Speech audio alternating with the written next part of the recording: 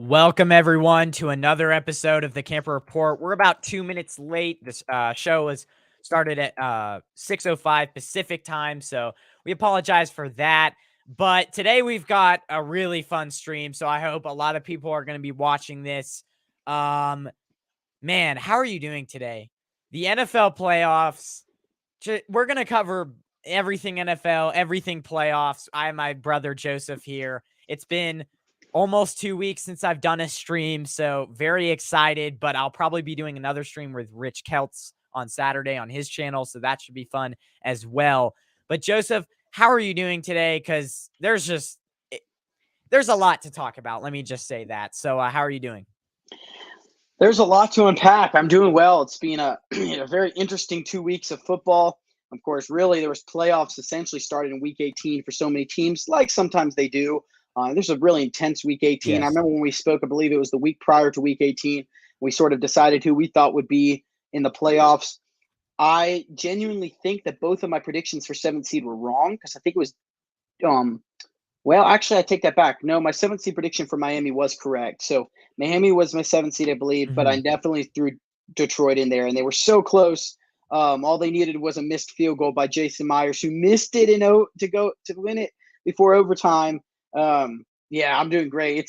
This is the best time of the year. I mean, this is really divisional round. You see some of the best matchups. We saw a crazy first week of playoff football.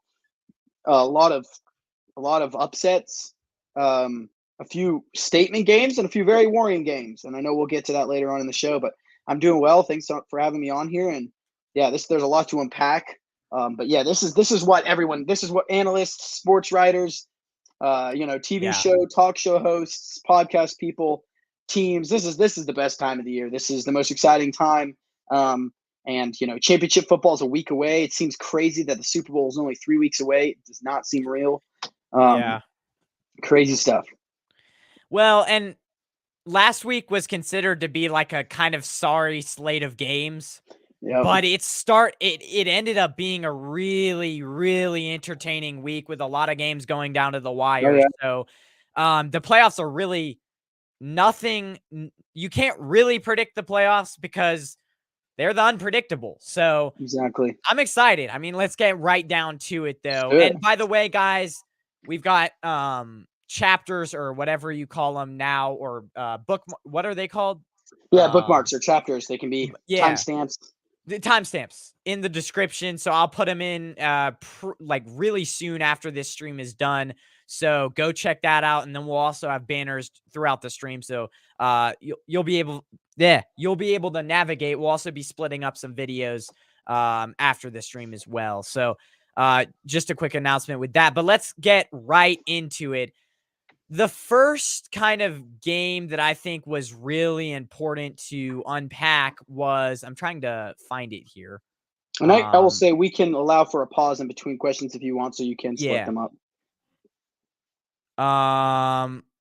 Okay, here it is. So this is really the first game that, well, not game, but like first topic that I think was itching on my mind, a lot of minds, and I think it would be itching on your mind as well. Should the NFL get rid of Monday Night Football on Wild Card Weekend?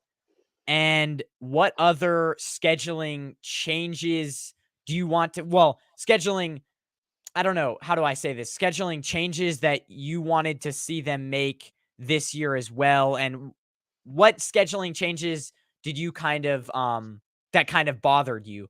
I'm talking about the Bills versus Bengals, kind of like the fact that was kind of a controversy. The fact that wasn't a neutral site, and the Chiefs Bills, if they meet, was.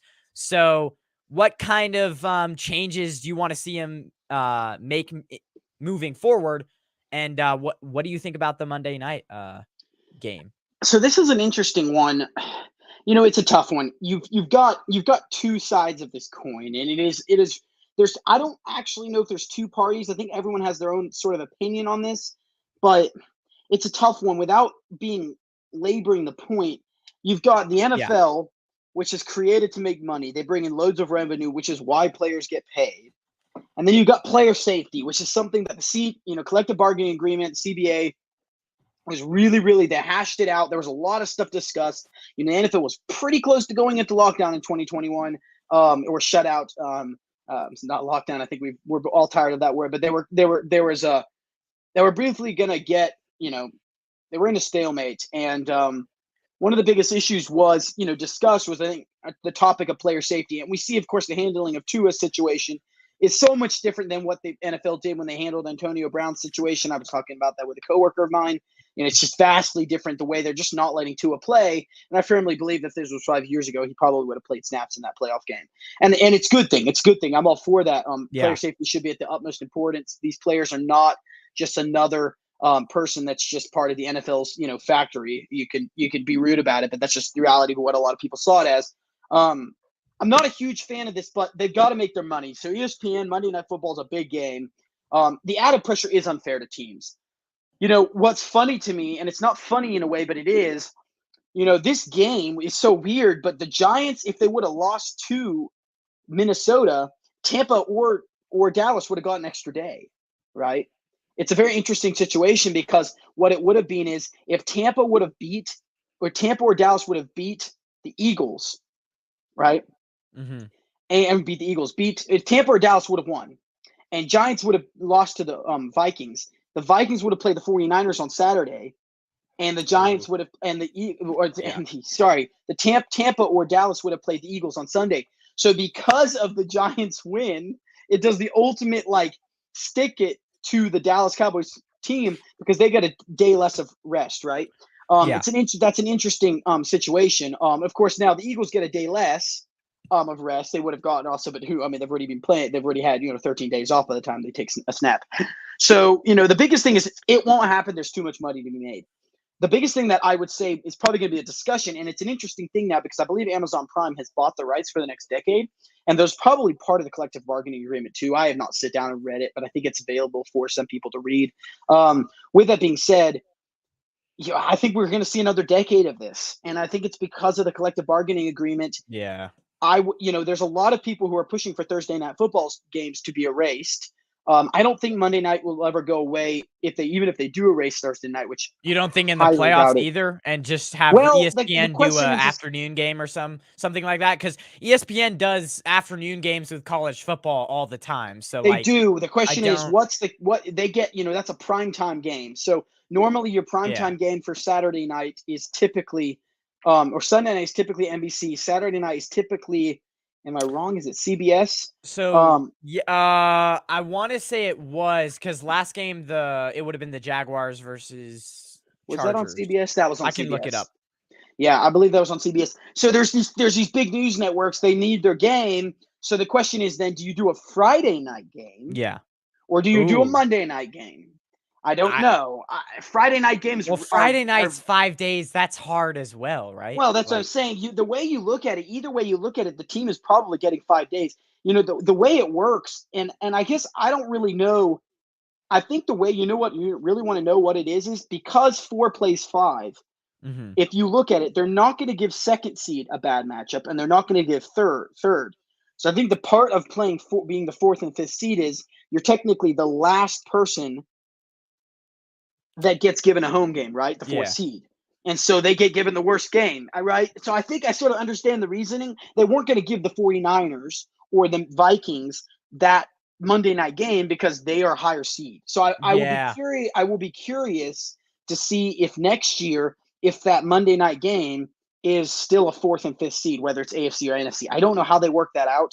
I know they have a bunch of metrics. The bottom line is at the end of the day, I do want them to get rid of Monday Night Football, but these in the playoffs. But these coaches, they know what they know what's at stake. There's 8 games that need to be played. Personally, I would play 3. In the divisional round, there's 6 games that get played. So yeah, in the divisional round, there's 6. I mean, in the wild card round, there's 6 games that get played. I would put 3 on Saturday and 3 on Sunday. Do a 1, 4, and 8, and a 1, 4, and 8 on Sunday. And just but I just don't think they're going to do that. And, but we'll see. Okay, so the Chargers Jaguars game was on NBC Saturday night. So I think they had 2 NBC games. Really? Oh, that would have. Sunday Night's always on NBC. So they know that's the question. The thing is ESPN wants their nationally broadcast games, right? So it's a tough one. I don't know. I mean, I would It's put money. I mean, it all boils down to revenue. The it NFL makes is, a but load it's of like, revenue. okay, here's my thing. Sorry to cut you off. No, you're good. But here's my thing. You're the Cowboys right now, and you're playing a team. I mean, and obviously this won't be set up the same every year because, like, the 49ers, not every year is the Monday night team going to have to play the Saturday night team or Well, Saturday team. it So, wouldn't. It would be Saturday or Sunday. Depends yeah. on who wins. So not every time you're going to have to play the Saturday night. But the Cowboys got really unlucky now that they have to play the 49ers on the Saturday Yeah. team. I think it's a huge disadvantage. One thing that and this is completely turning away from the Monday night thing, but I do think that the Bengals Bills game really should have been neutral. And I said that at the beginning. And I love DeMar Hamlin. And all respect, like, the whole league handled this situation really well. DeMar Hamlin, like, sucks that it happened to that kind of player. He was playing really well. It just sucks. But if you're the league, is it really fair to have you going into Buffalo? Because, I mean, the Bengals, they were up. It was 7-3. They were driving. I mean, if they win that game, they probably get the second seed. Well, they So would. I mean, this was a assuming detrimental everything. decision. Yeah. It was, but here's the deal. This is the crazy part about it. If Buffalo wins, then they don't get any home games. Well, they would get their first home game, right? But then they would play two away, technically two neutral games. True. That is a good point. So that's tough. I mean, I guess if you're the Bengals, you just have to suck it up. Well, and I mean, the truth is, at the end of the day, I hate to say this, but I didn't see the Bengals winning that game in Buffalo. Okay. I mean, but of course, we'll never know. My curiosity is part of the collective bargaining agreement or these agreements that the NFLPA makes with the NFL. Was this ever discussed? Like, was the possibility of canceling a game ever discussed and what they would do? Because I would assume it would have been, right. It just, they weren't notifying the league, but I would assume that would have been a discussion that they made. The way you look at this, whenever you cancel a game, which has only happened like 3 times in NFL history, but whenever you cancel a game, there's no easy way to put it. What they did is they basically put the burden on the Buffalo Bills, because the truth is, a lot of this fell on the Bills. If the Bills went out, they get the first seed. So realistically, this only hurt, and I know we're discussing this later on the show, but realistically, in my opinion, this really hurts the Bills the most. The Bengals, it's unfortunate, but if the Bengals, the truth is this: if the Bengals win, it would have won in neutral territory. They'd be in Kansas City next week, so it's not like they're never going to get a home game. And I'll tell you what, it's going to take an act of God for the Jaguars to win. I think it's possible, but I mean, they will have to play literally flawless. I mean, 4 interceptions in the first half. There's only one team that can blow a lead, and it's the Chargers. I'm sorry, but like, Brandon Staley should. The NFL, the owner came out and supported him today. Came out with a statement. Yeah, Said stated that his job was never in doubt.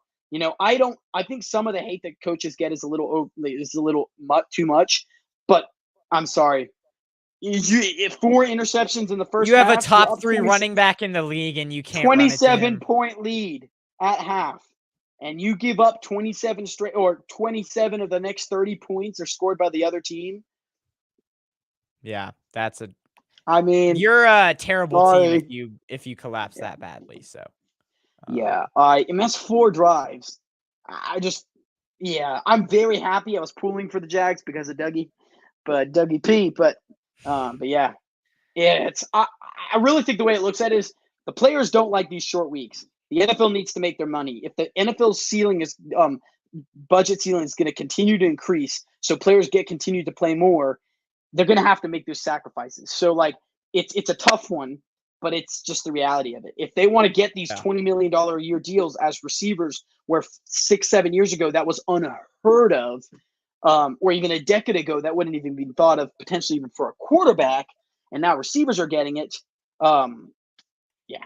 It's definitely. Yeah. Definitely. Well, I completely agree with you. We could spend all day on this We subject could, yeah. because it's a pressing matter, but I mean, it is what it is. They made their decision, and I guess we're just gonna have to sit back and watch. Real quick before we leave, which person makes these decisions? Is it like a board or something, or is it like the owners or? Yeah, NFL collective bargaining agreement is normally a conversation between Goodell, the owners of the teams, and the NFL Players Association. The NFL Okay. players elect a player to be the head of the NFL Players Association. I believe that right now is not Joe Douglas. He was an O lineman for the Browns, and I can't think of his name for whatever reason. I think he's the head now. And of course, the NFL Players Association has done a lot of things. They've advocated for a lot of different player safety. I would assume doing away with Monday Night Football, that or any of these primetime games, that is a big deal. That works with NFL, the ESPN top analysts, not analysts, but the heads. I mean, that's not just a decision the NFL can decide to do away with, because the ESPN owns rights to these games. So if they say we're doing away with Monday Night Football, there would have to be, I'm assuming, some settlement, because you got to think the reporters who normally would report on Monday night would no longer be reporting. So it's a big thing. But I think it'll be something. I think in the next decade, I think it'll be something that's definitely going to be reviewed. But we'll see. Yeah, we will see. Very interesting. We've got a friend of our family coming in. Sacrifices made due to circumstances. Yep. I completely agree that, I mean, at the end of the day, that is what it is. So, but let's get to, I think, the sneakiest, maybe the sneakiest topic of the show that I think I like the most. Ranking the NFL coaches still left in the playoffs. I can go first on this one. I think ours are going to be vastly different in our little pregame chats. Oh my God. They're going to be different. Number one, I got Dayball. You know, if you look, okay, so I want to bring up a play. It's 2 minutes 59 left in the first quarter. Darius Slayton gets like a 25 to 30 yard play wide open over the middle. Oh, you got a one-year head coach making it first on your list. You balling, bro. Okay, I just don't care. Like, you bring Daniel Jones, what he was before this season, and you say, okay, we're going to give you an amazing offensive line. And he's doing it all with receivers that nobody knew. It kind of reminds me a lot of what Kyle Shanahan was in 2019. We really didn't have that many. We didn't have established receiver. And so he's doing it with that. He's doing it with a questionable quarterback, and he's really utilizing his strengths. And the best coaches know when to run quarterbacks and not run quarterbacks. And that's something that's a question that I still have with Nick Sirianni. Like, is he going to, like, can he take can he know when it is time to run Jalen Hurts so it won't get him hurt? I think he knew that Daniel Jones, they were going to, I think he knew that the Vikings were going to try to load the box, stop Saquon Barkley. So he says, let's run it with Daniel Jones. That was great. I just think that the only question with Brian Daboll and his team is, how can they play in cold weather situations, and what is their toughness? Because at the end of the day, they played in a dome in Minneapolis. I mean, there's no problems with that, and they played a terrible defense. So they go up to Philly next week. They're facing the cold. They did lose in Seattle, and that was in November. Instead of a bottom 5 unit, they're playing a top 5 unit in defense. Yeah, I don't know. There's a big difference. I mean, there were a lot of impressive things in that game, and we'll get actually into it more with the Eagles-Giants matchup. But yeah, I got him at number one just because what he was able to do with Daniel Jones, he's scheming guys open. Really was not considered a that good offense going into the year. It's incredible. Number two, I've got Andy Reid. They're finally starting to kind of have a balanced run game with Pacheco averaging 4.9 yards per carry. They're the healthiest team in the playoffs. They're getting everyone back, and they're a physical defensive line, one of the best in the league. Their offensive line, they can play in the trenches. They can pull it down and throw it. And they have the best quarterback in the leagues. Number three, I got Kyle Shanahan. I think the reason why, and this is not biased, I just think that he's proven that he can win and win at a high level. And he's proven that the offense Win wasn't with the a dang problem. third string quarterback, boy. That's Yeah. that's And he's also amazing. proven that the offense that he has implemented wasn't the problem, because now they're scoring over 30 points. And that was the biggest question. Was it Kyle Shanahan? Was it Jimmy Garoppolo? No, it was Jimmy Garoppolo that I think was limiting it. Is he your play caller? Kyle Shanahan? Yes. Well, okay, we have Lynn doing the running backs or whatever. The Lynn from the Chargers, who used to be their coach. We have him, but yeah, there's not a clear. There's like a quarterbacks coach, there's a running backs coach, but there's not like a clear offensive coordinator. So yes, he is doing most of the calls. Not like McDaniels last year. McDaniels was the main offensive guy last year. But number 4, I got Doug Peterson. What he did in the fourth quarter and third quarter, second half, it's really hard as a coach to sit your quarterback down and say, hey, this is what we're doing. We need to change it. In one half, do that, sit him down and just be a leader and orchestrate that comeback. Be a leader. You have to be a vocal coach in that locker room when you're down that much. Absolutely incredible. So number 4, I've got Doug Peterson. Number 5, I've got Zach Taylor. He's another guy that I think has proven more than Nick Sirianni, and he's done it before. The D-line is cooking. The only thing is the offensive line looked pretty bad against the Ravens, and so I feel like they're going to get shredded. We'll get into that more. And then number 6, I've got Sirianni, but I think he needs to use – the only question I have is using Jalen Hurts less as a bailout. That's a big one. McDermott, number 7, you're telling me, I know this is a good Miami Dolphins pass rush, but throughout the season, their defense was absolute shit. And so you're telling me that their defense is all of a sudden elite in the playoffs? I don't think so. That defense was really good. If they would have had any other quarterback except Skylar Thompson, that would be a Dolphins win. So we'll get into that more as well. And then number 8, Mike McCarthy. Anybody can beat the Buccaneers. That's the guy that is not proven that much. So go ahead. That was very long-winded. I think it was like 4 minutes long. That's my Our rankings are incredibly different, so I am excited to kick this off. I will preface this by saying this. The playoffs, I've said this before, I will stand by, I will die on a hill on this. The playoffs are all about experience. Experience matters. And the guy who is at the top of my list, aside from Mike McCarthy, has more games played in than all freaking 6 coaches combined. That is a bold, bold move, and that is the big man, Big Red. Personally, my favorite coach in the AFC, my second favorite coach right now in the NFL, aside from Nick Sirianni. It's Big Red, the man, the myth, the legend, Andy Reid.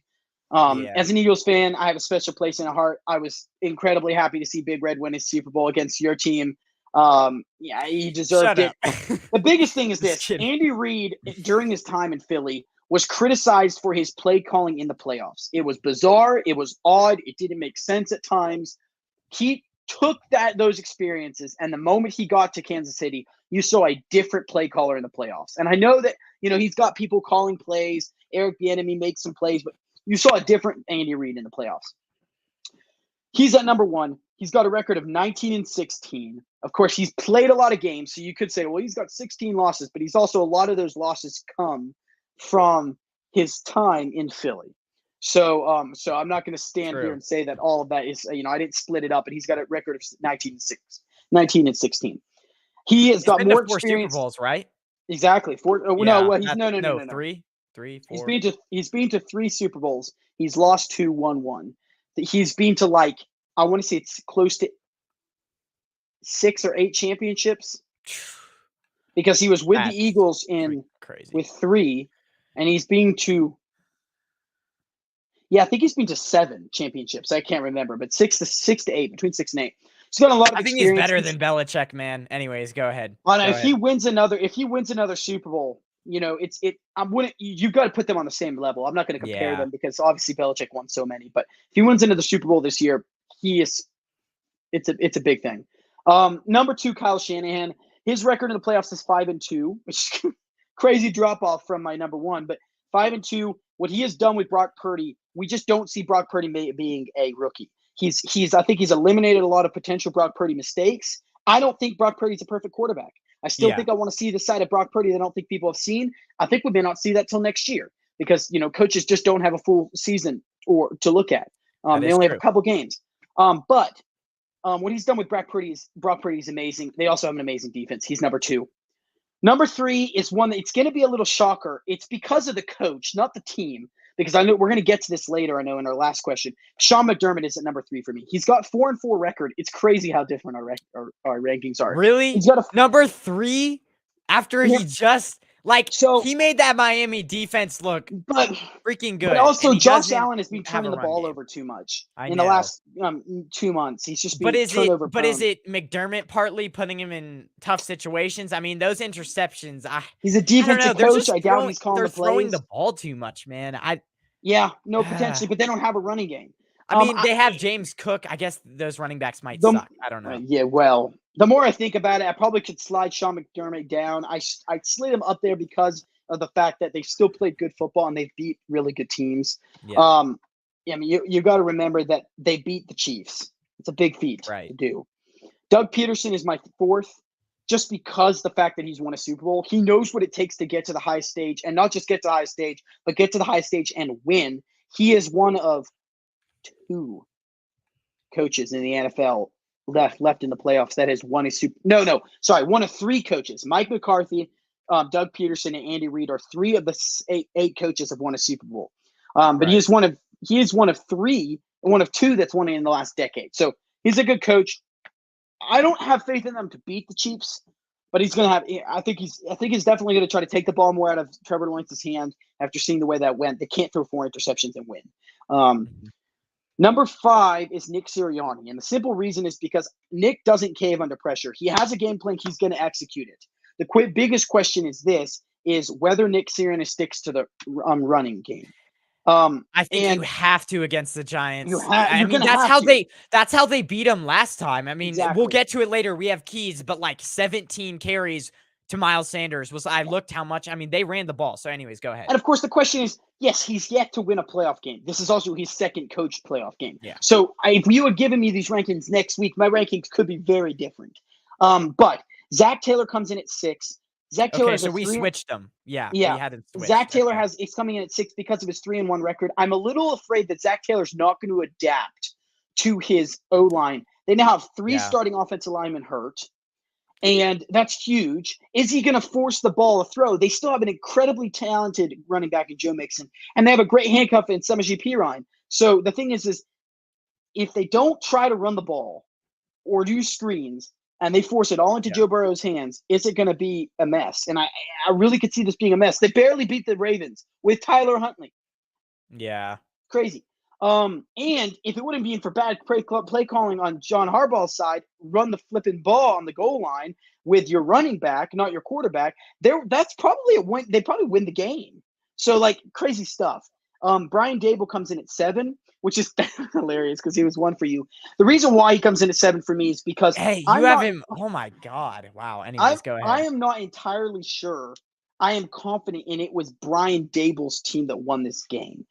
Mike Kafka is literally getting head coaching looks. Now remember, he is the most Andy Reid understudy of all time. He was quarterback for the Eagles. Then he goes to play quarterbacks coach for Kansas City. He gets promoted to offensive coordinator. Well, no, sorry. He doesn't get promoted to offensive coordinator. He gets promoted to offensive coordinator when he goes to the Giants. What he's done with with Daniel Jones is amazing. I don't actually, to be honest, I do not know who calls the plays there. I'm really curious. Brian Dable could be my number 1 coach next week in the playoff rankings. If he goes into Philly and wins, the dude's a legit baller. I've got him at 7 because I'm just not confident he's got enough playoff experience. And the only reason why I've got Sirianni ahead of him is because the Eagles he is the first coach in a long time to lead a team to a 14-3 team with a 24-year-old quarterback. Good point. So that's Good point. Impressive, but here's the thing with Dayball. I mean, he beat a lot of the narratives that were around him last year. He did. And the thing is this, they're an incredibly well-coached team. I'll talk about this later on the show. If I sit down and really think about this, my rankings could be a little bit different. But of course, for me at the bottom is Mike McCarthy. I am not confident in that team, period, in their coaching. He's 11-9 in his coaching career. I don't want to hear the bull crap. Oh my God, Colin Cowherd was on the show on the Herd 2 days ago coming up with like comparing McCarthy's stats to these other coaches that was like a blank coach, and he'd be like, "Yo, look, they're exactly the same. Guess who this is? Bill Parcells." And I'm like, Oh my God. he What had the he had Aaron Rodgers as his quarterback in the playoffs. I know we can criticize Aaron Rodgers is not that great in the playoffs. They still won games. They didn't make it to the Super Bowls many times. But like Mike McCarthy's not all of a sudden the narrative went for 3 weeks ago or 4 weeks ago when they lost to the Jags. The narrative went from losing to the Jags to is he on the hot seat to now Colin Cowherd going, he was like his third or fourth best ranked After they beat coach. a Buccaneers team who were I mean, it's a good freaking win, terrible. Yeah. good rebound. But let's put it this way: the defense played all right, but there were some passes by Tom Brady that really made me question the longevity of this man's career because they were landing like 3 or 4 yards short of his receiver. There's no way Yeah. they're that off. So that's my top 8. If I were to re-rank it now, if you were to ask me after our discussion back and forth and you providing some valuable input, I probably would slot Brian Dable ahead of Zach Taylor. But Yeah. I may slot Sean McDermott down and Doug Peterson at 3, just Okay. because of Yeah, Doug's that's fair. experience. Doug knows what it's like to take a quarterback like Nick Foles to the Super Bowl. That was an incredibly impressive. Both Doug and Frank Reich did an excellent job during that Eagles run, and because of that, he knows what it's like to win at the biggest stage. These are big games. You know how to calm people down. Doug is like a father to the And the players. They look up leadership, to bro. him. The leadership that he exemplifies. I have a lot of faith in Doug Peterson. They're going to be a good team. They've got Calvin Ridley next year. Watch out for this Jaguars team. If they invest the right picks, Yeah, this Jaguars that's team's going to be true. legit. So And also, they weren't even like they were. I mean, Chris Sims they were projected them expected an to be the 8-win third team or last in the year. third, and they were projected to be the third team in the division. Yeah, what they were able, and honestly, if you look, I mean, they built some talent around that receiving core, but that team, I mean, if you're talking about the Seahawks overperforming, I think that team overperformed even more. Exactly. Oh, So, 100%. They played really well yeah, down the stretch, and then they beat the Chargers, which, Chargers aren't great coach, but still the Chargers. They still, they've still got a good Justin quarterback. Herbert. Yeah, That defense played well. So yeah, for sure. Number 3 though. Let's move on. This is the title of the show. I never like to do the title of the show first because that is supposed to, and maybe I should change the title to ranking the NFL's or the best coaches left in the playoffs, because that was a fun topic to go back and forth. yeah. So I like that a lot, and definitely gave us some ideas. So maybe I'll change it after the show is done. But after this wild card week, there were questions with all the remaining teams. Which team are you the most confident with moving forward? Because you had the Giants, they were playing a bad defense. Their defense wasn't great. I mean, I don't know. I mean, That was a crazy game. It was a shootout. So you have the questions there. You have the Bills, who that was really concerning. I mean, their offensive line did not look as good as it has all year. Their secondary wasn't, actually it was pretty good, but their offense, they turned it over a lot. You had the 49ers, who, they were scary in the first half. I honestly thought that was going to be a really, really close game, and their defense is becoming a question mark. So there were a lot of teams who had questions, but which question mark is the least concerning? And yeah. So I have three teams, and I will be long on each one. But Kansas City is my number one that I have no questions, because obviously they didn't play, but Reed's a proven winner in the postseason the last few years. The biggest thing that there's every Kansas City Chiefs fan is a Bengals fan this week. They don't want to have to fly to Atlanta from Kansas City next week if the Bills win. But Reed knows how to handle adversity. They've done it before. You got to remember that run where they won the Super Bowl every single game they were down. There were some big comebacks in that. He knows how to do it. I have no doubt in my mind, after seeing the way that the Bills played, that the Kansas City Chiefs are going to represent the AFC. You can keep this on record. If I'm wrong, I will admit it. But I have no doubt in my mind, after seeing the way the Bills played, if Josh Allen plays the way, and I didn't get to watch that whole game, but the bottom line is you're playing Skylar Thompson. This game shouldn't have been close. I get it. There's not a lot of tape on him. The bottom line is he's a rookie. You're playing the Miami Dolphins. I get it. They have Tyreek and they have Jalen Waddle. It doesn't matter. This game was too close. I'm not confident in them. Same thing with Bills. This game was too close. With Bengals. This game was too close with a backup quarterback. Doug Peterson, 4 interceptions. So now you're telling me there's 4 teams left in the AFC. Who's my most confident one? It's Kansas City. In the NFC, it's going to be the 49ers. Kyle Shanahan has literally bought this team into the Brock Purdy and the defense, Brock Purdy effect. Like, there was probably some question marks in the locker room on whether or not Brock Purdy should take over the reins. Yes, he was most comfortable with that team, but they brought in John Johnson, who was this journeyman quarterback, played for God Almighty amount of so many teams. Sure. And I'm sure there's a lot of questions going, should they roll with this veteran and just try to make the most out of it? Kyle Shanahan turned over to Brock Purdy, and Brock Purdy has really filled in well, but I think a lot of it has been incredible help from Kyle Shanahan being willing to change into more of a running team when they've got 2 really good receivers and a great tight end. They run it. This team is run through, is literally, no pun intended, but they're run through the run game. I'm incredibly confident in them. And then I still think the Eagles are a team I'm confident in. And the reason why is their ability to run the ball, and Lane Johnson is now off the injury report. So he will play on Saturday. It's a big game. I know you wanted me to pick probably one team, but yeah, no, that's fine. I have a completely different thing. It's going to be a Kansas City and a 49ers Super Bowl, or a Kansas City and the Eagles Super Bowl. I'm not really – I want to see them both play before I give my opinion on who I think will represent. I've said all year long I thought it was going to be Bills-Eagles. I think I said this like in week 10 when we had a show.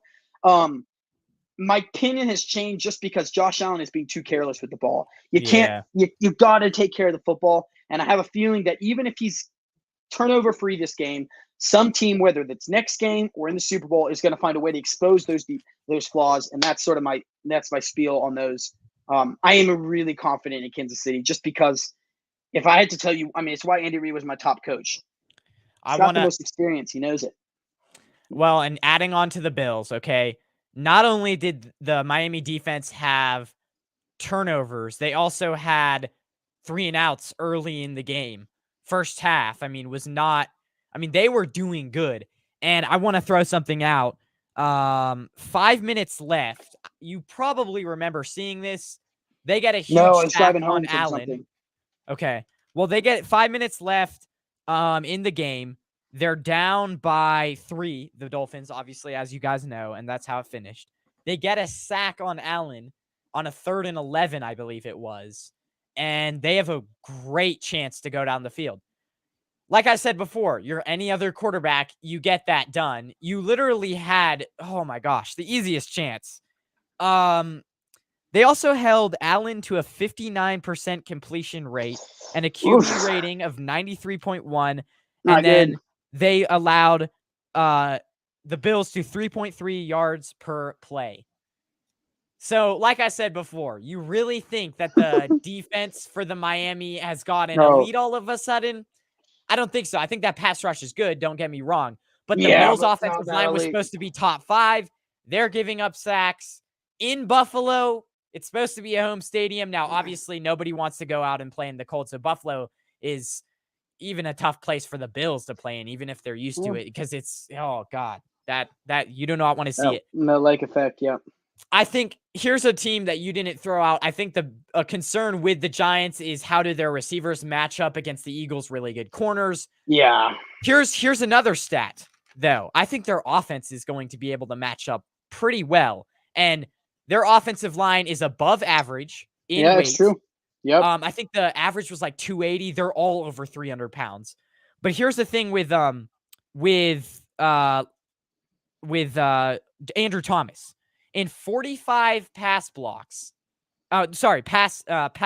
snaps, no pressures allowed.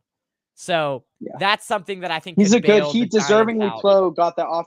He got that All-Pro nomination. The only thing is their other, I think it's their other tackle. He's a rookie this year, and he has been a little bit not great. I haven't watched a ton of them, but yeah. Yeah. So who are you most confident in? Well, most confident AFC, I want to say, out of all the teams that played this week. Yeah, because I didn't really answer that question. Yeah, I want to say those were some of the stats that I was giving out, but I want to say, Man, that's so hard. There's really none. I guess the Chiefs, I mean, they haven't played those. So like there were The so many 49ers would be concerns. my number one. If it is 49ers, yeah, NFC, I think. But even with them, I mean, the defense for us has not played well. And your Geno Smith, I mean, Geno Smith, if you get protection, I mean, their offensive line played pretty good. You're a Patrick Mahomes. You're shredding that defense on Sunday. Like, oh my gosh. The amount of times DK Metcalf played insane. That's hard. But yeah, 49ers and then AFC wise, I really can't choose one. But like I said, definitely not the Bills. So yeah. Yep. Yeah. So, but let's get on to the next one though. Number 4. This is about a team that has lost, and then we'll get into our game previews. We stick around because we usually do that at the end of the show. So we'll get to the game previews. Kirk Cousins next season. Do the Vikings roll with Kirk Cousins next season? And is he getting too much heat for the latest Vikings loss? Yeah, what's your thoughts? Do they trade him? Do they try to get a pick? At this point, I don't think he's worth a first-round pick. So why would it be worth it? Like, the only thing I think it's only worth it if you get a first-round pick. I don't think any team is willing to. Yeah. And before you answer this, I think a sneaky team that could get him, the Jets. So, and they have a pretty high pick this year as well. So, yeah, so they're not getting a first-round pick for him. This is a really tough one, and we could probably spend an entire show talking about this. Really what it boils down to is I don't know what the play call was, but that was either the worst play call. The truth is this: if you were trying to get a ball on a 4th and 8, you throw a 3-yard pass. If you're trying to get the ball, you're going to do some underneath looks because you're not going to have everyone playing the stick. So you've got to have a guy running a 3-yard out. The problem is you don't throw to that guy. He's a tight end. Yeah. He threw to a tight end a 3-yard pass. If you are hoping for a tight end to break a tackle, unless he's Travis Kelce, maybe throw in there George Kittle and Dallas Goedert. That percentage is really low, regardless of who it is. So I think the thing is the play call may not have even been that bad, but that throw was terrible and speaks to who I believe Kirk Cousins isn't getting too much heat because I think he should be getting heat for the loss. The problem is this: they're not going to get rid of him. Here's why. If you look at their cap right now, which is you should not because there's a lot of restructures that's going to happen. They're $24 million over the cap because that doesn't really mean right because over the crap. Yeah, I'm over the cap too for this Kirk Cousins talk because the hype that was coming into this game was so crazy. And I'm like sitting here going, look, give me one reason. I'm not on Vikings Twitter, so yeah. Well, and all of the NFL media was going, he's underrated. And I was like, give me one reason why I should trust Kirk Cousins in a primetime game and in the playoffs. And I kept saying that all week long. I was saying that to people I was talking to. It's not happening. But here's why. They're $24 million over the cap. They're going to be under the cap. They're required to be under the cap. Whether it's cuts, trades, or restructures, they will be fine. There's 2 paths that they can stick with. If they whether they keep Cousins or if they don't. If they stick with him, the defense has to be your priority. They were going knack to knack with a team without a number 1 receiver. That is terrible. They were being carved up by a Giants team that doesn't have that number 1 receiver, right? So defense has got to be their top priority. Well, unfortunately, they've got 2 defensive players like Harrison Smith and the pass rusher they got for the Packers. Can't think of his name now. That Zadarius Smith. Zadarius Smith. Yeah, they've got two players that are big defensive guys that are coming up. They're going to have to restructure their contracts or re-sign them. With that being said, that's the one way.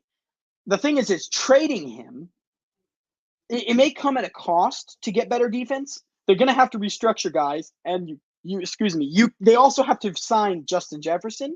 It's a big deal. On top of that, you could see a guy like Dalvin Cook traded for a mid to late round pick. If they choose the route of getting a QB, though, it's definitely going to be a rookie. And here's why. He's the best, in my opinion, he's the best veteran on the market unless they shock the NFL and get Derek Carr. I don't think they're going to do it because when I hold both of those what guys kind of upgrade is that? Well, I think it is an upgrade because I still think Derek Carr is a better quarterback. in the right system, but it's not enough of an upgrade to go and expend what the Raiders want for him, which I think is going to be a high-end second-round pick. I wouldn't get rid of him. I think the only way they trade Cousins if it's for a third or less, and they're not getting so they're going to end up having to expend a higher draft pick. It's just not happening.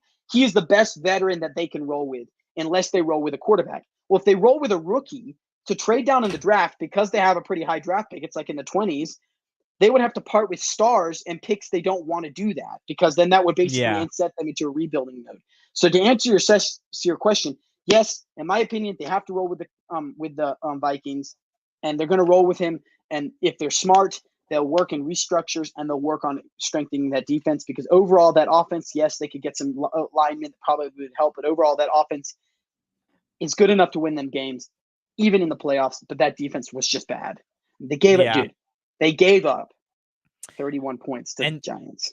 And there's at one point me thinking like it's fourth quarter, 12 minutes left. The Giants get the ball back. And you as a Vikings fan are thinking, this team, can they just get a stop?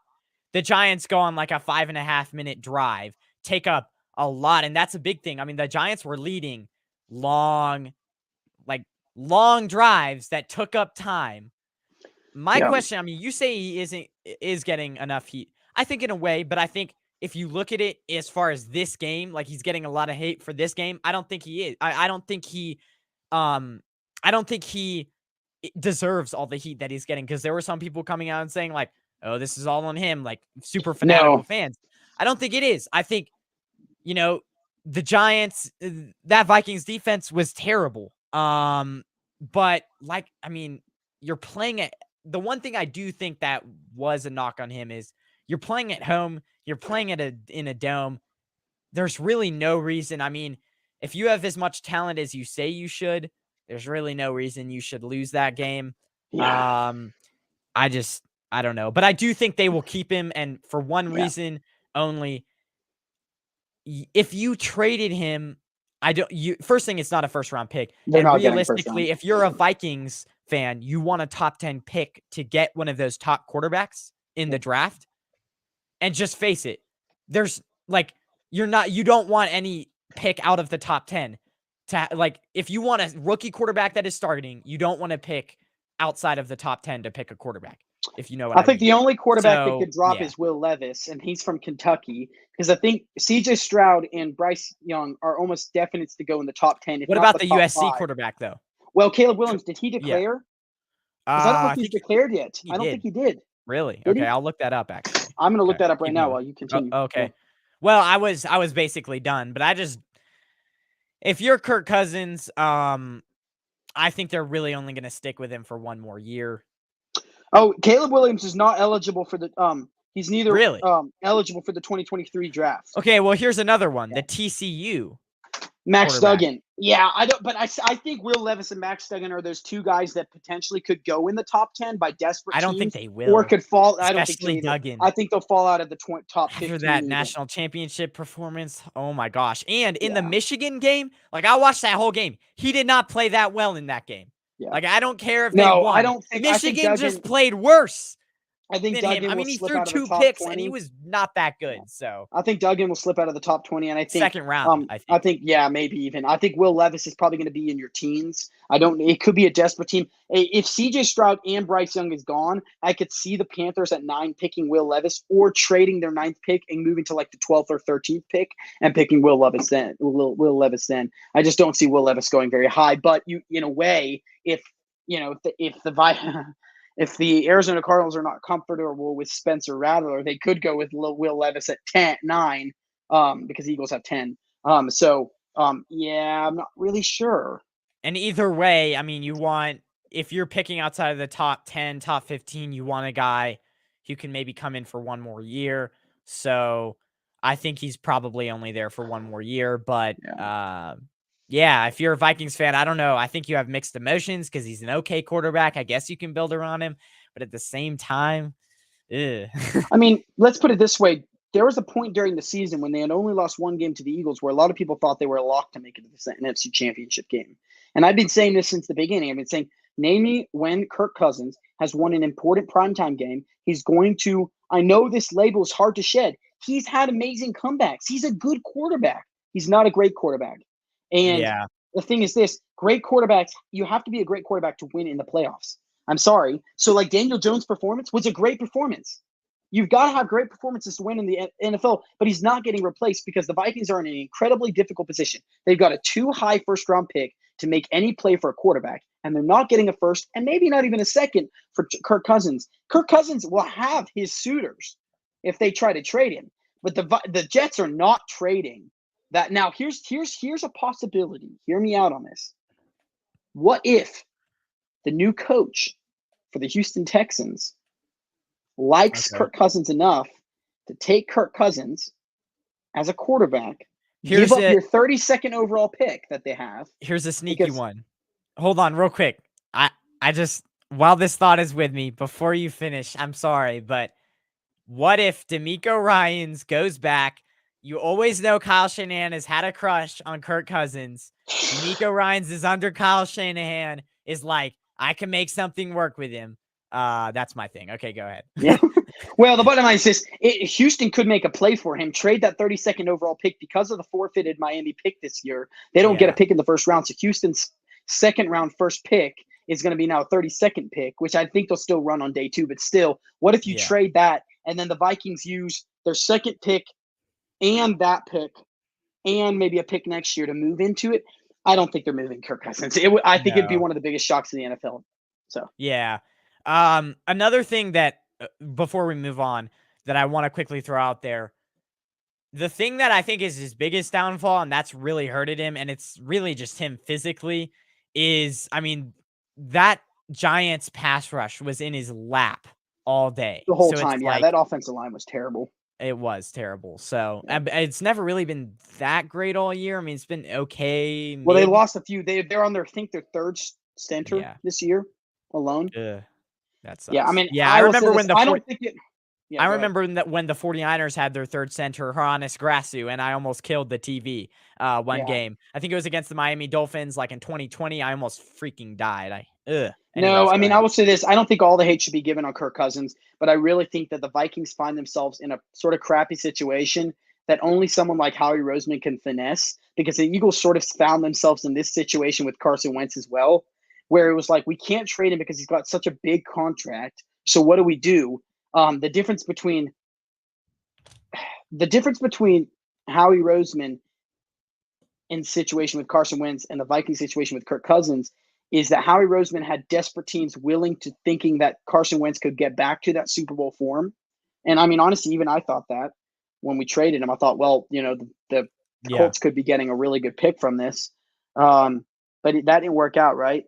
Mm-hmm. The thing is, I don't think the desire for a veteran quarterback is great enough for a team to give up valuable picks for Kirk Cousins, unless the Vikings give him away for next to nothing, which then defeats the purpose of trading him, because the truth is they can't get a quarterback. Same thing with Jimmy G and the 49ers. So, yeah. And they don't have the cap space to go out and make a play for a guy, even like Derek Carr, who has like a $30 million cap hit. It's just not happening. So, yeah, good point. So let's get to really the thing that you guys have all been waiting for. And maybe we should have, do you think we should have done this topic earlier? I don't know. I thought it was a good way to end out the show. No, I think it's a great way to end the show. Okay. Well, I'll consider it. But Jaguars versus Chiefs. Let's start with the first game of the wild card weekend. Jaguars versus Chiefs. This is kind of like a headliner, but we can get into our keys as well. Do the Jags have an advantage since Peterson was under Reed for a time? If you don't know what I'm talking about, I believe from like 2010 to 2012, he was the Eagles coach, or I don't even know, but he was the Eagles coach. He kind of knows the system. Obviously, a lot of things have changed, because if you know, like, I've heard so many stories about different head coaches having a whole new playbook every year. Like, so there's going to be a lot different, but he kind of knows the concepts. So he was the Eagles quarterbacks coach, and he went to the Eagles to become his offensive coordinator. Okay. So, I mean, he kind of knows what they like to run and what their tendencies are. Their playbooks are very similar. So, Jaguars versus Chiefs, keys, and maybe this is a point worth discussing. So, if anyone knows Peterson, Reed, it's Peterson. I don't think it's an advantage, because Andy Reid is such a good coach, but they now have both a Super Bowl win in the last decade, one with an stellar quarterback, one with a guy who's not that good. So I think Peterson definitely has a good team. I think unfortunately their teams don't stack up all that well. But this is really what it boils down to. And these are my three keys. The Chiefs are downright awful against the pass. Their rank in order 32nd, for pass yards. For pass yards, it's 30th. For pass completions, it's 28th. For touchdowns, it's 32. They are terrible when it comes to the pass, but they're a top 5 rushing unit. So the difficult part is there's such a difference. The advantage is the Chiefs have Mahomes and their ability to force Lawrence to pass. If the game stays close, they could be worried. But if the game stays close, it's more than likely because somehow the Jaguars are running the ball, which means they should stay worried. So if the game stays close, it's because the Jaguars are able to slow the tempo, run the ball. But because the because the Chiefs have a top 5 rushing unit, I don't know how you can keep the game staying close. So then it goes to, well, is this a 40 pass? Is this game plan that Peterson is working up for Trevor Lawrence a 40 pass attempt game? And it could be, but then you worry he's going to make those mistakes like he made against the Chargers. So I don't think it's an advantage, but I think the fact that maybe Lawrence's weakness is the fact that throwing 40 yards could make him throw more interceptions. Yeah. But it's also the Chiefs' weakness. So does that match up well? I'm in the playoffs. You've got to be able to run the ball. I know we'll get to this in, I think, the second to last question. You got to be able to run the ball. If you can't, as a team, run the ball and you haven't shown all year you can, then you're not going to make it far. But if the unit you're playing is also a top 5 unit, like the Buccaneers were when the Eagles played them last year, the Eagles were basically mauling over teams the last couple of games last year. They sneaked into the playoffs. They probably didn't deserve to be there, but they ran the ball really well. Well, the Buccaneers had a top running unit. The Eagles couldn't do anything because they didn't have really – Devontae Smith was still learning, and, they lost the game. I don't think this is going to be close. I think the Jags are going to lose by 2 touchdowns, but I also think that if for some reason they're able to run the ball on the Chiefs – then I think this game is going to be close, and I think the Chiefs should be really worried. I agree. I mean, with the Chiefs, to put in perspective how good – well, I'm trying to think. I'm just looking. Sorry.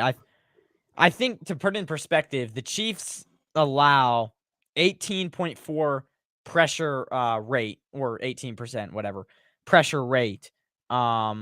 I think it was the Jaguars that allowed an 18% pressure rate in 49 dropbacks, which is scarily good. I mean, that's it's really their good. offensive line. I think the Chiefs' defensive line is second best in the league, rated or something like that. They're going to try to play physical they like to play physical, both offensive line and defensive line. And if you're the Jags, I think the offensive line can play physical with the Chiefs. The only thing is, like, the defensive line isn't great for the Jags. They're going to have to blitz, and then you have Patrick Mahomes who can run around and play crazy. If they're trying to get pressure on Patrick Mahomes, I just don't think it's going to work. You've got so Josh Allen on defensive line. He's pretty good. But yeah, I don't know. They got pressure on Justin Herbert, but that's because the offensive line for the Chargers was very banged up as well. So I just don't think, I don't know. I mean, the Chiefs have 3 Pro Bowl offensive linemen on their offensive line, and they're all healthy. So they're not going to, I don't think they're going to skip a beat. I do think that they win. Maybe it's a high scoring, I don't know, 31-17 or 31-20. I don't know. Probably. I think this game could be competitive, and then the Chiefs run away with it in the fourth quarter. So yeah, I agree. David McNiner says go 49ers.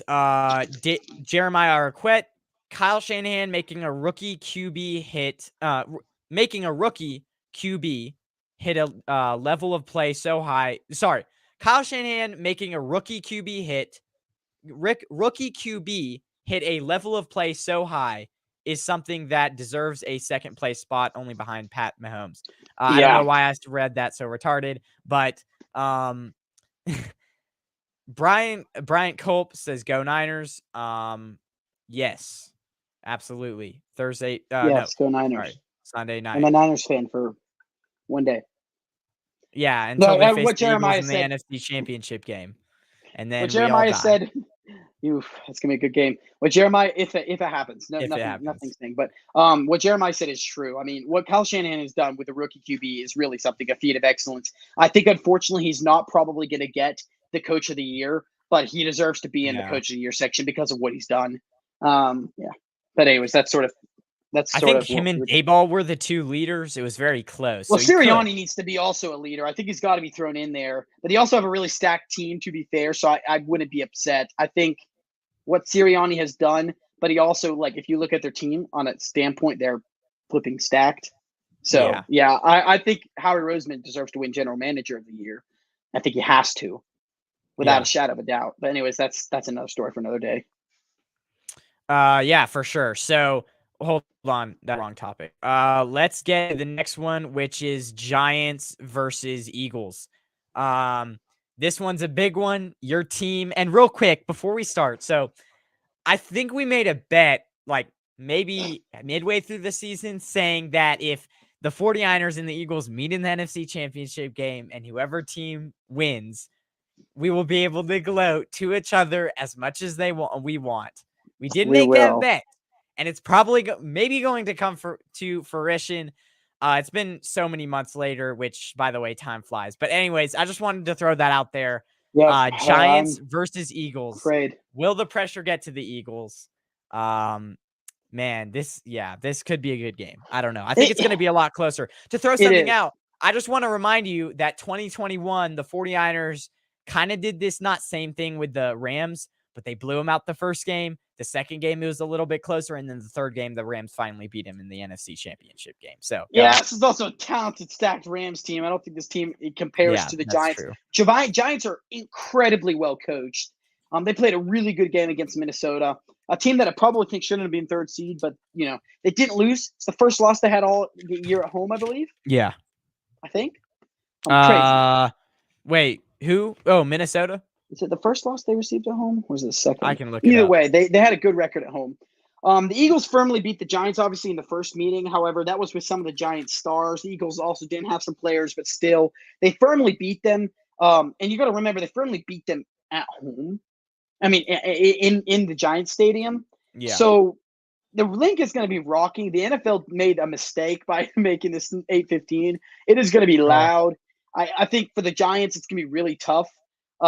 Their ability to sack the quarterback will definitely need to be on full display, as this is a very well-coached football team. If there is no pressure on Daniel Jones, he's going to sit back and he's going to play the annoying 5 or 6 yard pass game, and it is potentially going to win them the game. I'm not afraid as a fan, but I'm very conscious that they've got to make sure that they don't. This is sort of my fourth point, but I'll jump it. The road gets much harder ahead of this. This is going to be your easiest game. It doesn't matter who is in the Super Bowl or the championship round. If you make it through this week, this is going to be your easiest game you play all week. And sometimes that's not the case, but it'll be the easiest game you play all playoffs.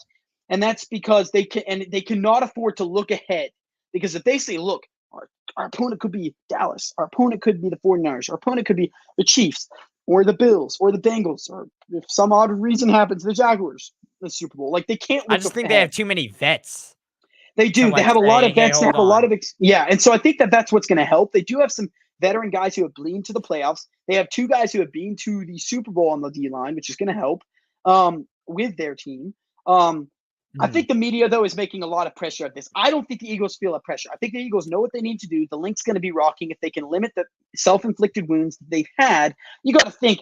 I really think it's unfair. I watched that Giants-Eagles game the last week. Nick Sirianni had a very vanilla playbook.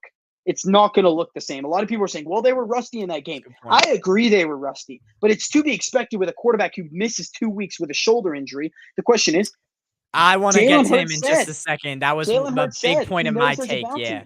So I'll stop at that. I don't think there's pressure.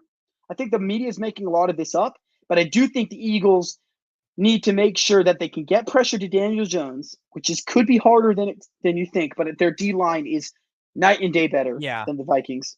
And Yeah. They might try what what a lot of teams try with Mike McGlinchey. Sorry to interrupt, but this No, was I'm done. they might try what a lot of teams try with Mike McGlinchey and just rush your best pass rusher on that side. You Yeah. said they had a weak link, left In a tackle, right way, tackle, yeah, I would whatever say it their is. left Yeah. tackle is definitely.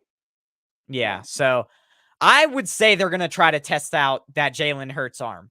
I They are think going the to. only Oh, way yeah. that you get pressure, and shout out to Chris Sims because this is kind of his take, and I completely agree.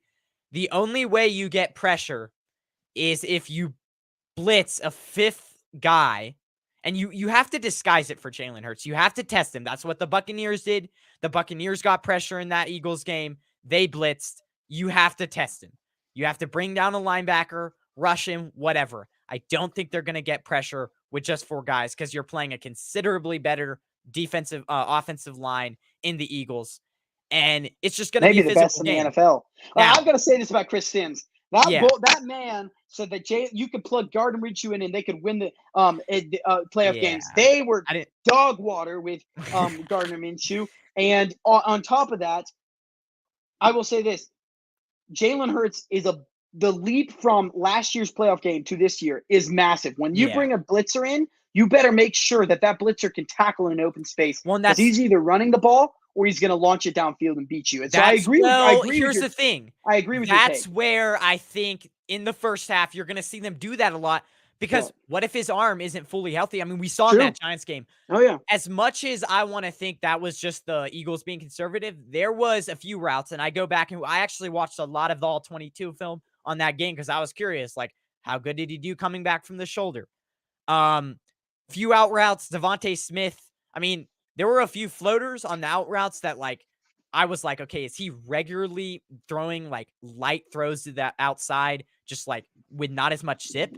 And I asked you, and he was like, yeah, that arm was, I think you said that arm was definitely a problem. So they're going to try to test it. Exactly. I mean, they haven't seen him since that time.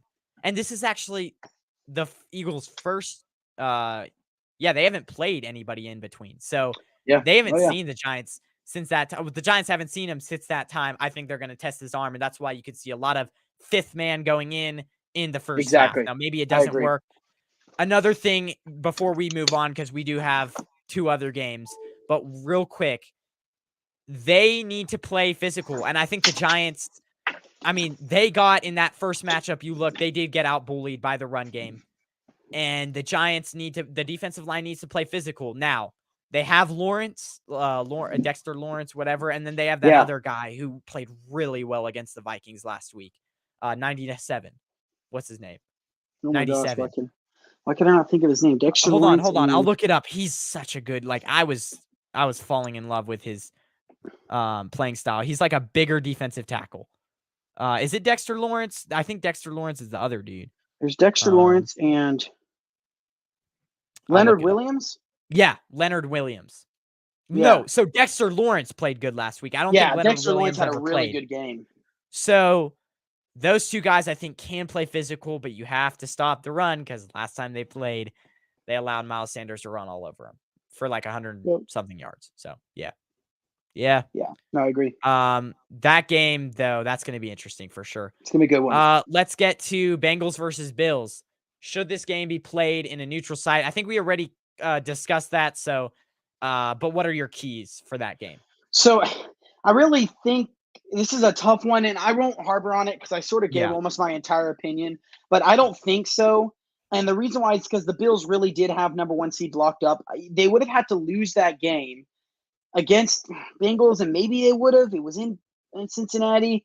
It was all locked up until the awful injury. If they won out, which they did, they would have locked up the 1st seed.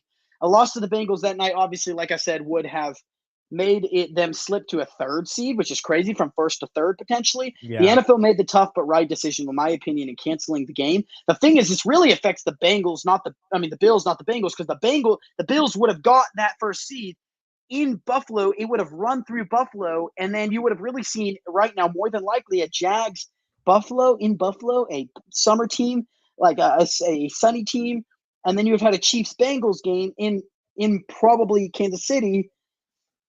there's too much of a toss-up. The NFL made the right decision, in my opinion. It's a really, really tough one. And though the Bengals could play the pity card, the Bengals at the end of the day have 3 missing offensive linemen. Yeah. I think that's I don't know. It's a really tough one. They had yet another O-line injured this past game. They're sort of screwed. If you're a Bengals fan, you probably feel hard done by in a way. But Yeah. the bottom line is this: if they would have given either of them a tie, it wouldn't have done anything. So Yeah. realistically, what you give the Bengals the win? You can't do that. Yeah. So yeah, it personally what I probably would have done is I probably would have played the game on Wednesday. But the NFL took it seriously. They put family over football, which I think is incredibly important. It was the right call. And my personal thoughts aside, my personal thought is if they were going to make it a tie, they should have played the game. But they canceled the game, which I agreed with. And yeah, that's sort of my opinion. I don't think it plays as a neutral site. This is a freak thing, and unfortunately involves these two teams which play again. They get to, let the Bengals, hopefully it's a physical game where everyone stays safe, and maybe the Bengals use the fact that they could have gotten the number 1 seed as motivation. But I think Zach Taylor and I think that whole Bengals team was in very much agreement that the NFL canceled the game. Everyone supported Damar, and we're glad he's doing better. So. Yeah, I think it's a bad matchup for the Bengals. I won't harp too much on Really this, bad. but Yeah. the Bills pass rush, they were getting after Skylar Thompson. And I mean, it's not a bad now. That Dolphins right tackle is freaking terrible. Well, without Von Miller, it's a lot worse than it was, but they're still good. I mean, they were, yeah. I just think that's a terrible matchup. The Bills will get after the quarterback. Joe Burrow is going to get hit. I think Bills get this one done, but I don't necessarily think, like, if you stack up their teams, they're a better. Now, the Bengals have been playing a lot better defense. And I mean, that's one thing that they do have over what they did last year. I mean, last year, they didn't have a great defense. They had actually a pretty bad defense. So this year, they definitely have improved it for sure. Last game of the week, Cowboys versus 49ers. I heard something about this game. Apparently, this game is going to be like breaking records as far as like fan consumption or whatever on TV, like TV consumption. Apparently, this is going to be the biggest playoff game yet. Like, I think it could be. I mean, this is like viewership is going to be sky high. I mean, it was last year. They showed out the numbers. It was high. So a lot of people think that the Cowboys have a real chance of beating the Buccaneers with a Super Bowl run. I think that's incredibly false. But I've said this all year long. The Cowboys on paper have one of the most talented rosters. My issue is they are banged up at O-line. And I don't know if you wanted to go first, but I have 2 keys to this game. It is a huge advantage that they have a 2-day rest because they have a few banged up players. It looks like Javon Curse is going to push through playing, but he's still got a bruised shin or knee that was injured from apparently the previous game, not even this one. But either way, I think he's going to try to play. But Jason Peters is their starting left tackle because their starting left tackle, Tyron Smith, is their starting right tackle now because Terrence Smith went out, or Terrence Steele went out with a couple weeks ago.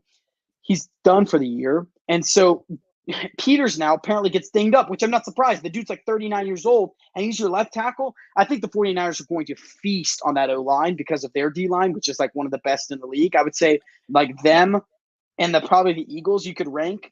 And I'm sure I'm probably missing another team. But those 2 teams are the best in the NFC. Yeah.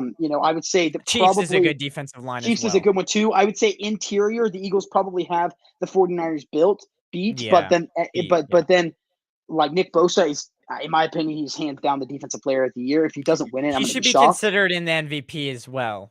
And that's a whole new story. It's not going to, that's another story today for another day. But yeah, I agree. Like, I just don't think the 49ers, the Cowboys are going to be able to sit back. It's going to have to be a lot of short passes, which is going to benefit the 49ers because we've talked about their weakness. And in my opinion, the 49ers had 2 extra days to get healthy. They're going to work on implementing the game plan with maybe ability to throw in a rest day. I know you probably know more because you follow them. If you normally have 2 extra days, I'm sure that one of those days is going to be a very easy day. Whereas if you only have 5 days to prepare compared to 7, that day now is going to be – so the 49ers actually get 8 days because they played on Saturday. And so they actually get an extra day. So it's the Cowboys get one less day, and the 49ers get one more day. And so it's now they got a 2-day rest advantage. One of those days is going to be, like I said, an easy day for all the whole team. Probably a walkthrough if it's not already happened. Normally it happens on Wednesdays. Yeah, I think that is a huge advantage, and I think that the Cowboys don't know what's coming because I think that defensive line, I think D'Amico Ryans is going to put a lot of pressure. If they don't blitz the quarterback, Dak Prescott will probably win them this game. I think D'Amico Ryans has got to make sure that O-line is tested, because if Jason Peters doesn't start, it means that, to my understanding, Connor McGovern, I think, would move to right tackle, and Tyron Smith would move back to left tackle. So they keep having these 49, and I may be wrong on this. I'd have to look again, but they keep having these O-line changes. I don't see it, dude. So. Okay, well, here's the key that I think a lot of people are overlooking. And I know the 2-week rest is great, but D'Amico Ryans, and this is a rule that I think the NFL should ban, head coaching interviews. He had 4 last week. And it's a very good point. I was listening to, I can't remember, but they said, that can really, really impact the way that you prepare. Yeah. It's a distraction. They need to ban those until after the season. I'm sorry. Yeah, I really think so. Like, why? You're still part of the 49ers. I'm just saying, man, that's going to be a huge thing. And that's really big because the 49ers defense has faltered. And here's a key. Nick Bosa, the Seahawks neutralized him. You know why? Because they were basically they were doing a lot of 2 tight end sets, helping out with 1 tight end. And the 49ers defensively, and I think this comes from him having 4 interviews, defensively weren't coming up with I didn't see any creative blitz packages. I didn't see any, really, Nick Bosa was shut down a lot of the game. The defensive line really didn't do that well until midway third quarter. So I want to see more blitz packages, more creativity, and that could be watered down on because he's having so many interviews. So that's my big key. Yeah, that's I was always concerned about that. I think he had 2 interviews alone tomorrow.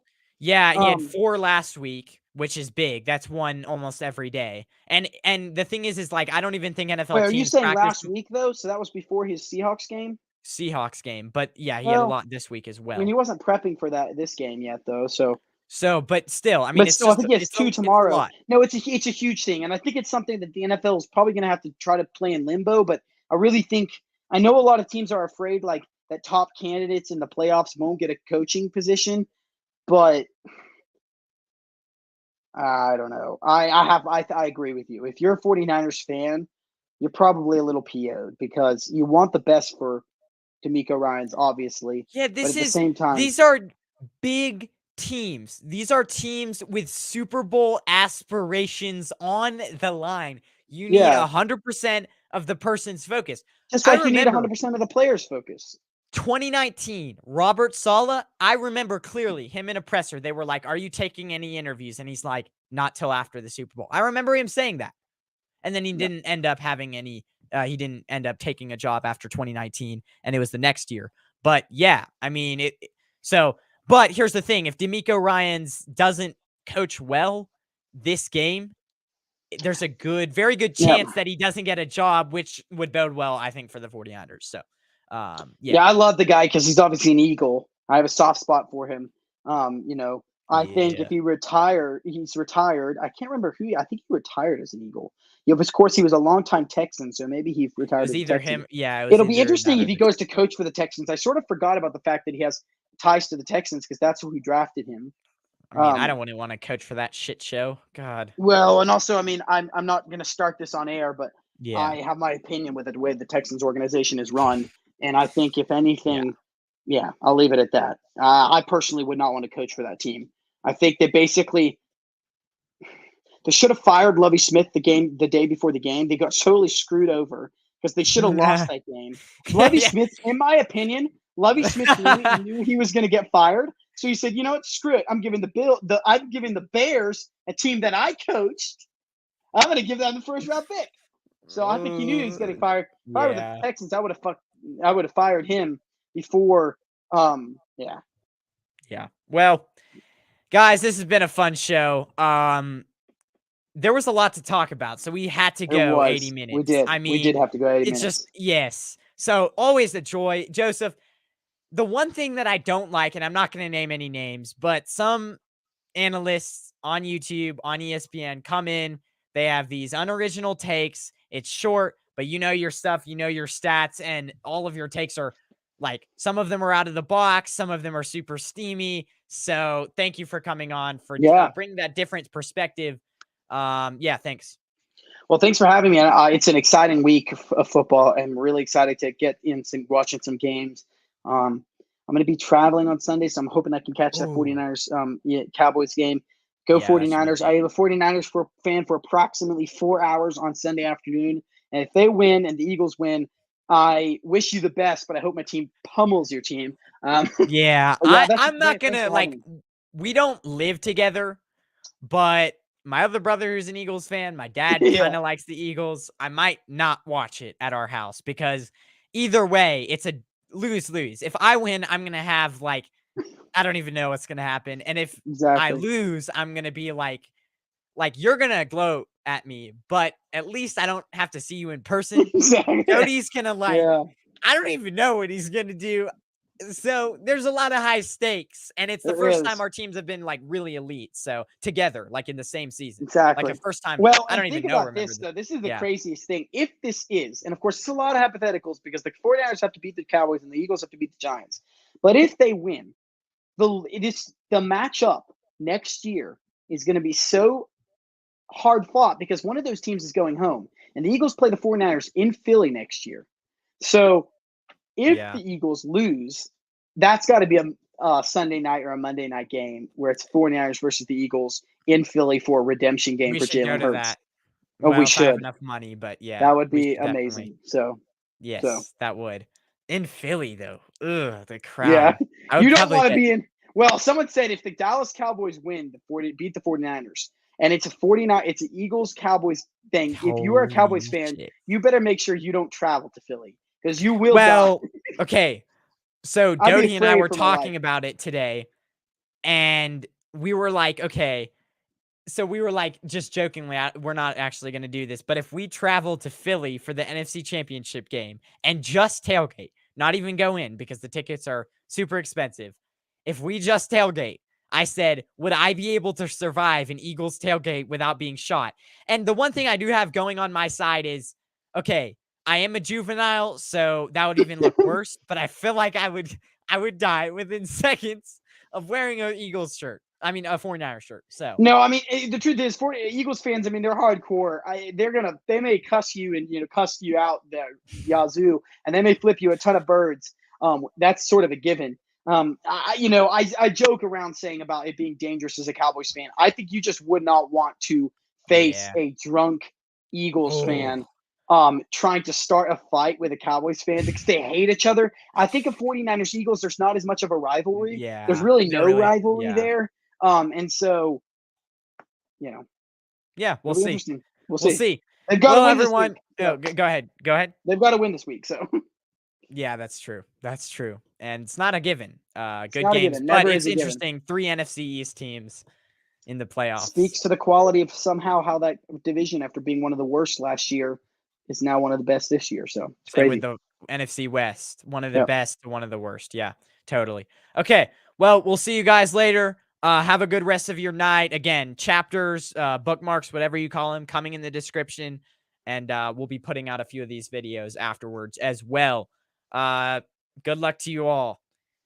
Football See is you. in 2 days. So Crazy. See actually you less next than time. 2 days. See Yep. you next time, everyone.